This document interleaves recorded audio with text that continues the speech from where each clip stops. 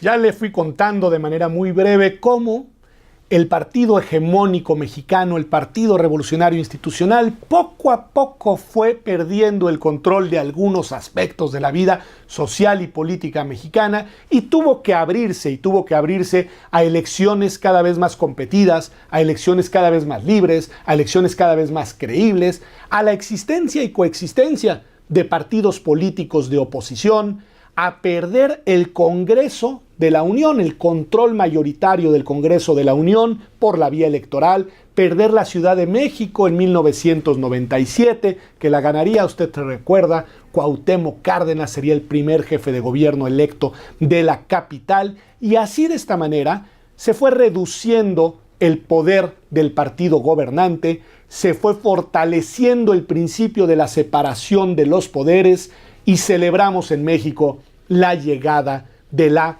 ansiada democracia. Esa democracia necesitó ajustes constitucionales, no solamente en la vía de lo electoral, sino hubo que ir revisando el diseño del Estado mexicano. Debo de reconocer que eso sucedió incluso algunos años antes de la llegada del Partido Acción Nacional al poder de la presidencia. Años antes, los presidentes anteriores tuvieron que ir haciendo ajustes a la Constitución precisamente para ir modernizando al país y para ir respondiendo a los reclamos de la ciudadanía. Desde los años del presidente Carlos Salinas de Gortari se tomó una decisión que ha resultado crucial, que fue la de crear, además de los tres poderes de la Unión, unas nuevas figuras que llevarían el nombre de órganos constitucionales autónomos. Nosotros los abogados les decimos OCAS. ¿Cuáles fueron los primeros? Los primeros fueron el Instituto Federal Electoral. Hoy es nacional, antes era federal, el IFE famoso, que fue un órgano constitucional al que se le encargó la tarea de llevar a cabo la organización imparcial y transparente de las elecciones para que el gobierno no siguiera haciendo chanchullo en las urnas. Por otro lado, se creó el Banco de México. Recordará usted aquella fuerte discusión en la cual se le quitó al presidente la facultad metaconstitucional, ¿se acuerda?, de controlar la moneda.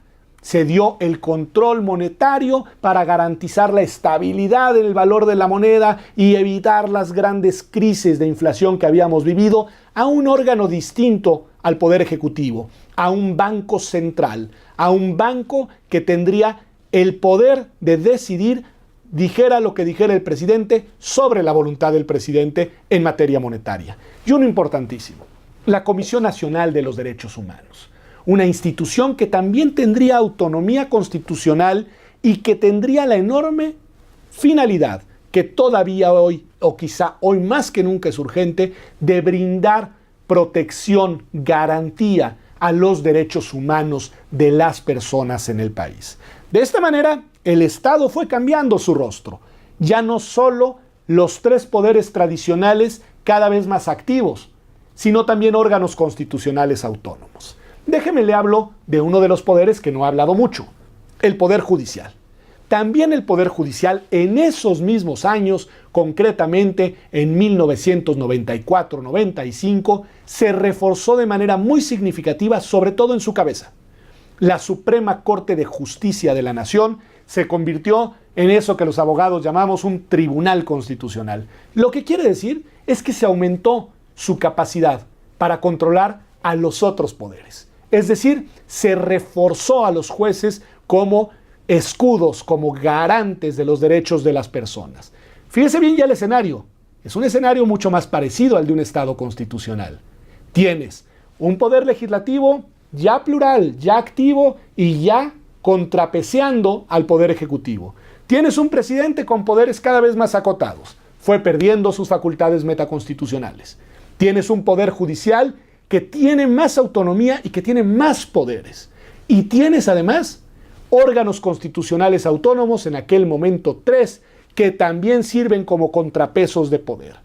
Eso, más las garantías individuales de las y los ciudadanos, se vuelven fundamentales para decir que México finalmente estaba avanzando hacia un Estado constitucional.